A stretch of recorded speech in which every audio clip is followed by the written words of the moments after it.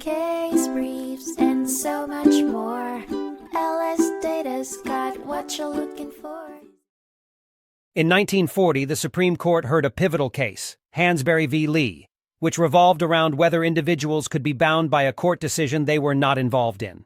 The case centered around a restrictive agreement in Chicago that barred people of color from purchasing or occupying land in a specific area. Respondents who enforced the agreement took legal action against petitioners, who were black and had bought and occupied land in the restricted area. The respondents claimed that the issue had already been resolved in a previous case. However, the court discovered that the previous decision was based on false information and therefore the petitioners were not bound by it. The central question debated was whether the court violated the petitioners' due process of law by claiming they were bound by a judgment they didn't participate in.